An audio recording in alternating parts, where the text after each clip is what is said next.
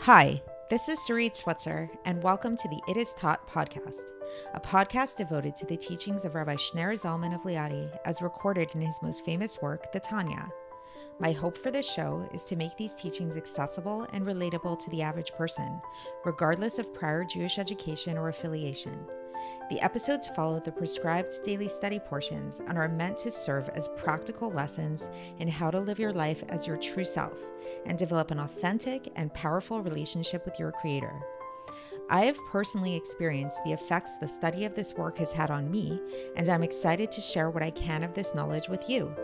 So please join me on this journey of learning, self-growth, and connection with your source.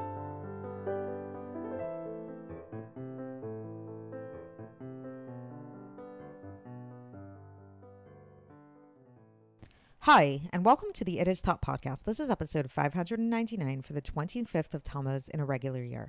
Do you ever have the experience with somebody very close to you in your life where you feel so connected to them that there's almost like this psychic bond between you two? You know them so well that you know when they're feeling uncomfortable, you know when they're really happy, you can kind of just really sense you're so connected to them. How does this happen? What is this all about? Sometimes people feel this experience with people that they've never met, but that's usually a little bit delusional because these are people that you never really met. But and often people end up getting disappointed, this idea of love at first sight or whatever, where you meet somebody for the first time and you feel this instant connection with them. I mean, that's a discussion maybe for another time as to, is there something really there or not with that? But this is more, I'm talking about something that's a little bit more substantial, a little bit more grounded. Maybe people in your family, maybe your spouse, maybe a very good friend of yours or something like that, that you really feel this very deep connection with so much that you guys really get each other. How does this happen? So it happens through time, right? It happens through time, getting to know each other, really learning more about one another, all of that. So if you think about it, really, where it comes from is the mind. These feelings of attachment, this connection that you have, these emotional connections really starts and begins in the mind. And that's what we're going to be talking about today. But in this case, instead of talking about another person, we're actually going to be talking about God. And we're going to be talking about how we can generate this feeling of connection and attachment to God. And in reference to everything we've been studying in Tanya, to give us some technical terms to this is what we refer to as Teshuva I'laya'a, the supernal form of Teshuva, the higher form of Teshuva. And this is actually going to answer a question that sort of comes up, if you've been paying attention, where previously in this Iggeres HaTeshuva, specifically in chapter 4, then it spoke about this idea of supernal Teshuva and how it relates to the first two letters of the Yud Kei Vav Kei, like the Yud and the Hey, and about returning that second Hey to its higher source. But then in yesterday's episode, if you recall, and go back and review if you need to, we spoke about this higher level of Teshuva, and it seemed to relate to the Vav, actually, where we talked about this idea where we were returning, the lower Teshuva was returning the lower Hey back to its source, and then we were able to ascend up to the Vav, going kind of backwards in an upward motion through that Yud Kei Vav Kei. So how do we reconcile these two things? So today we're going to learn about that if you remember, in that structure of the Yud Kei Vav Kei, the Yud and the Hey correspond to the intellect of God, and the Vav corresponds to the emotions, and then that lower Hey corresponds to action. And so so there's a connection. So what's the connection between the Vav and the two higher letters, the Yud and the Hey? As we'll learn today, that there's actually a connection between the intellect and the emotions, and that the emotions are actually born of intellect. So just like we were talking about this idea of psychic connection, having a psychic connection with somebody, when you know them so well, that really actually relates to the mind. So it might feel like an emotional thing, you feel this emotional connection with them, but it actually is very much connected with the mind. So that's similar with God, is that if we want to connect with God, if we want to feel this really strong connection with God in a very intense, deep way, and if we want that actually to manifest in our actions as well, and have that our actions be fueled with that emotional connection with God, it actually starts in the mind. It starts through meditation and contemplation and through learning Torah. And this is why, if you remember from yesterday, we started talking about this idea that what is Teshuva I'laya'a, what is supernal Teshuva. It's actually all about studying Torah. It's all about using the mind to study Torah. And today we're going to take that further, and we're going to talk about how this study of Torah, the reason why it's so powerful and so essential to this aspect of supernal Teshuva, is because it gives birth to emotions. So let's get into the text and see how the Alter Rebbe breaks all of this down. And for context, we're going to be learning the entirety of chapter 9 today of Iggeres HaTeshuva. So here we go. So the Alter Rebbe begins, and he says that the explanation of the idea, as it is written in the Zohar and in the Tikkun Zohar in many different places, that Bina, which is that intellectual contemplation and understanding, this is Teshuva I'laya'a, this is supernal Teshuva. So what does this mean? And we see, and then the Alter Rebbe brings a quote that to kind of relate to this. This is from Devarim, chapter 22, verse 6, where it says, which literally means the mother crouching over the chicks. So what is this? The mother is Bina. Bina is often referred to as mother, and the chicks is the offspring of the mother, right? Of the bird. And so what are the offspring of Bina? The offspring of Bina is love and fear of God. It's the emotions.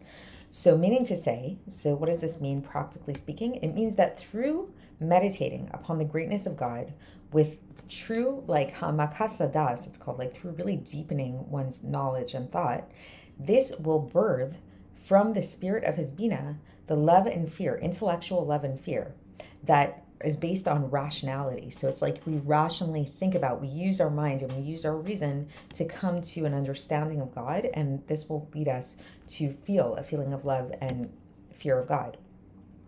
And this is also, and then the Alter Rebbe brings another citation for this here to support this, which is from Devarim, chapter 30, verse 20, where it says, Le'ahava et Hashem Elokecha. So to love the Lord your God. Why? Ki hu chayecha, because he's your life. So meaning to say that it's like a very reasoned love of God. It's that we're loving God for a reason. We're loving God out of intellect.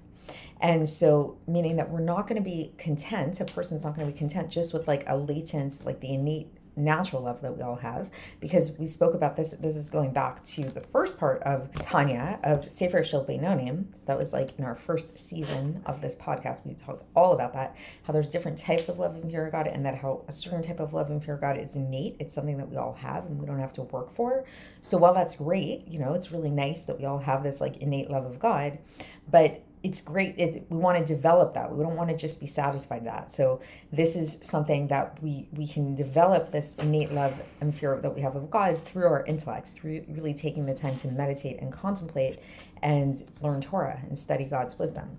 And this is true also in regards to fear of God. So it's like one side is the love of God and the other side is the side of fear or busha, like embarrassment or things like that. So this is the whole idea of ha'em rovetzet alei efrochim. So this is the meaning of the mother crouching over the chicks, that it's like the mother gives birth to her chicks, the mother bird. So it's like same thing, that our intellect gives birth to these emotions. And now the Alter Rebbe is going to get deeper into what do we mean by love when we talk about this idea of love, loving God. So love is really this idea of spirit cleaving to spirit. As it says, and this is from Shir HaShirim, chapter 1, verse 2, which is like this kind of like a love song to God. It's a very filled with a lot of romantic imagery, and but it's all really a metaphor for our love of God. It says, Yashkeni minishikot pihu v'gomer, which means he kisses me with the kisses of his mouth. So it's this idea of a kiss. There's something about a kiss that really, think about it, romantic movies, they always show like how do people fall in love? It's like they're kissing, right? And so what is this about? is why a kiss? Why is a kiss so expressive of love? And so this is because, so now to understand this, we can look at another quote. This is from Devarim, chapter 6, verse 5, where it says, V'chol nafshecha, with the entirety of your soul. So what do we mean with the entirety of your soul? So this is something we say actually in the Shema when we're talking about our love of God, that you should love God with all of your soul, which is all the parts of our soul, meaning that it's the entirety of our soul, whether we're talking about the intellect of the soul or the middos of the soul or their garments, the soul's garments, which is again something we spoke about at length in Sefer Shel Beinonim, the machshava, dibur, and maaseh, like the thought, speech, and action, which are the garments of the soul, to be able to cleave to God. So what does this mean? So it's basically, so what the HaTeshuva is basically telling us here is that, like, okay, so far there's like two aspects of love that we spoke about. We spoke about the idea of a kiss, that there's something about a kiss that is expresses love, and then there's this idea of like our entire soul should love God. And what does it mean, our entire soul? So our soul is made up of the mind, it's made up of emotions, and then it's also made up of the clothing, the emotion, the garments through which the emotions express themselves, whether it's through thought, that we're thinking about things that we're feeling, we're speaking about things that we're feeling, that would be the speech garments, or we're doing things to express the love.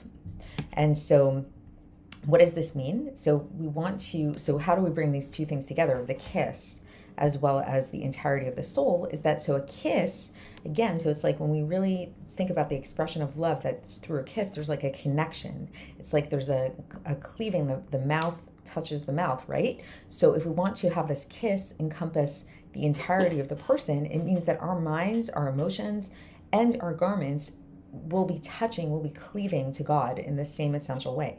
So meaning to say, what does this mean, practically speaking, is that, okay, so when we talk about the emotions, for example, so we see that there's something in the Talmud Yerushalmi in Peah 1:1, where it says, Mahu rachum v'chulei. So just like God is merciful, so should you be merciful. So meaning that we should sort of like imitate God's emotion, so that if we feel in the way that God feels, this is a way of connecting to God. It's like kind of like this synchronicity, you know?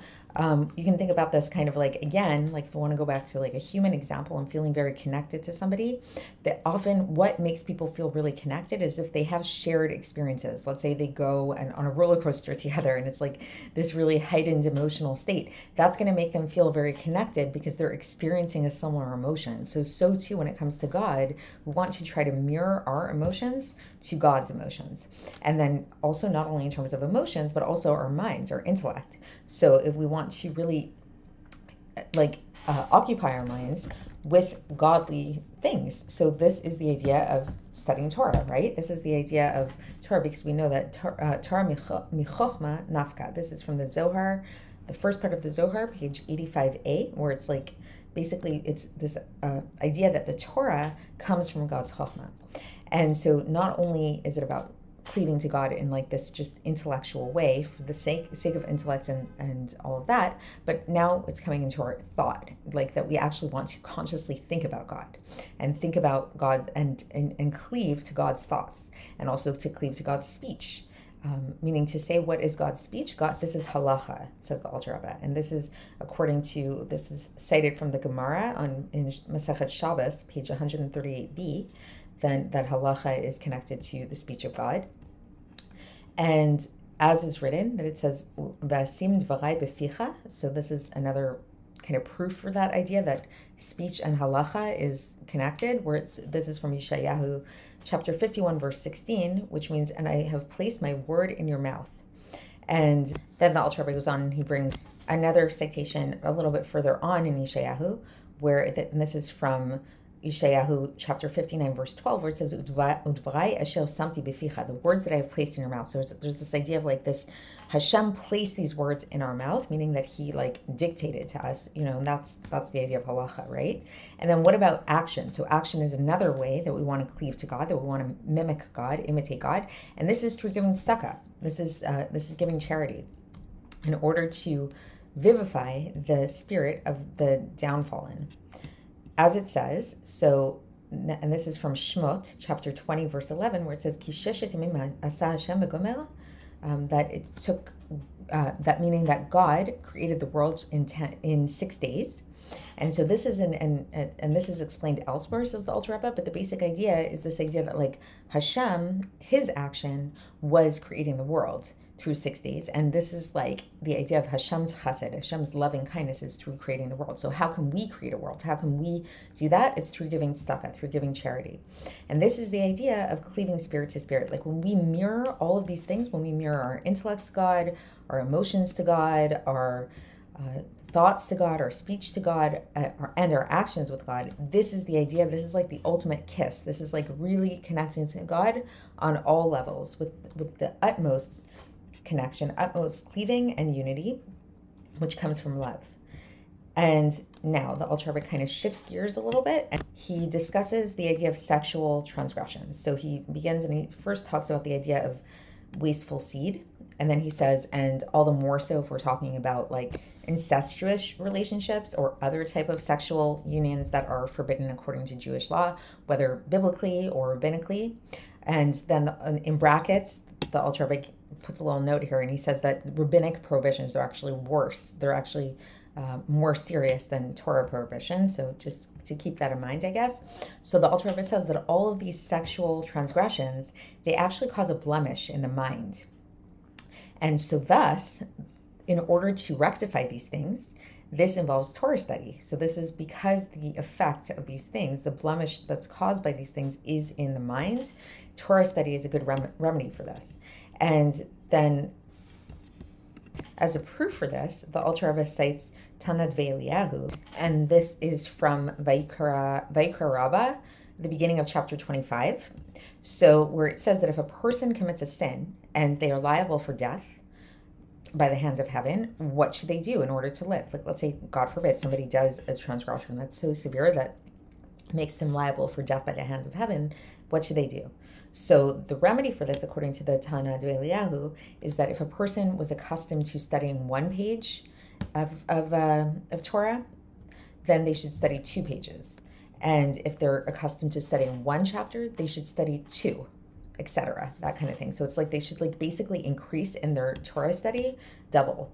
So why is this? So the Alter Rebbe says that this is like, we can understand this by way of analogy. If we think about a rope that got severed and then it was reknotted, that the place that it was reknotted needs to be knotted 2-fold or 4-fold. And so too is it when it comes to the rope of God's heritage. Chevel nachlato, it's called. So remember, we talked about this whole idea that the breath is likened to a rope, and our connection with God, the 613 commandments, are likened to a rope. So if that rope gets severed, which happens through doing one of these really severe sins that are liable for death by the hands of heaven, the way that we rectify this, because the blemish is in the mind, is to actually study Torah, and to not only study Torah a little bit, but to doubly and 4-fold study Torah. Just like if you had a physical rope, you wouldn't just like tie one little knot, you would tie it twice, 3 times. Like, you want to make it really, really secure. And now the Alter Rebbe is going to bring a citation from Mishlei, and then he's going to bring an explanation of this citation from the Talmud Yerushalmi.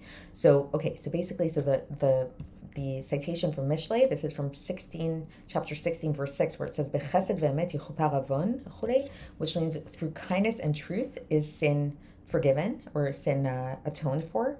So, okay, so what does that mean? Through kindness and truth. So then we see that in the Jerusalem Talmud, in the Talmud Yerushalmi, in Rosh Hashanah 3:8, it says, "Ve'en emet ela Torah v'chulei." There is no truth but Torah. So basically, if we go back to that, it says bechesed ve'emet, with kindness and truth. What's truth? Truth is Torah, and that's how sin gets atoned. So again, it's the same idea that the way that a sin can be atoned for is through Torah study. So again, it goes back to Torah study. And then in conclusion to this, the Alter Rebbe brings a teaching from Masechet Rosh Hashanah at the end of the first chapter of Masechet Rosh Hashanah, which cites this a pasuk from Shmuel Aleph, chapter 3, verse 14, where it says, "Avon beit Eli bezevach uvincha hu eno mitkapel," meaning to say that forever, the Shmuel Aleph explains that forever the sins of the house of Eli will not be atoned through sacrifices and offerings, the pasuk goes on to explain. And so the Gemara explains that this is because they're not going to be atoned through sacrifices and offerings, but instead the atonement will come through Torah and through good deeds. So meaning to say, we can't buy ourselves off. We can't just like give God a bunch of presents and we're good to go. It's like we actually have to do the work. And what does the work involve? And it means really studying Torah and doing good deeds, like giving charity and things like that. So that's the end of this section. That's the end of the portion for today. And so just in summary, the basic idea is that if we want to really cleave to God in this really profound and all-encompassing way, which the Alter refers to as Teshuva I'laya'a, the supernal form of Teshuva, that starts in the mind. So it begins in the mind through Torah study. And then this intellect, this like intellectual development that a person can get through this Torah study and through meditating upon the Torah study and meditating upon God, this can lead to emotions, and hopefully will lead to emotions that will mirror God and that will mirror God's emotions, which will also then lead to having a person's garments mirror God as well, in terms of their three garments, the machshava, dibur, and ma'aseh. Their thoughts will be about God, and will mimic kind of God's thoughts again through different thinking about Torah ideas. And their emotions will be like God, like their attributes, like just like God is merciful, a person will be merciful, as well as their actions, just like God is very does charity with the world, like creating the world was an act of charity, was an act of chesed for God, kindness. So then this will motivate a person to act out of kindness and give charity as well. And that this kind of mimicking of God, mirroring of God, is like an expression of like an ultimate kiss with God, where it's this like with a kiss, like a mouth-to-mouth kiss, it's like you're literally exchanging breath. So it's like there's really this very, very deep connection with the other, which in this case is God. So that's it for today. And tomorrow we will move on to chapter 10 of Iggeres HaTeshuva, and I'll speak to you then. And subscribe on YouTube, Apple iTunes, Spotify, or wherever you listen to podcasts. And make sure to leave us a 5-star review. To find out more about the It Is Taught project, including more information on my soon-to-be published book, please visit our website, itistaught.com. To catch the latest from me, follow me on Facebook, Instagram, and Twitter. Looking forward to speaking with you tomorrow, and until then, have a great day.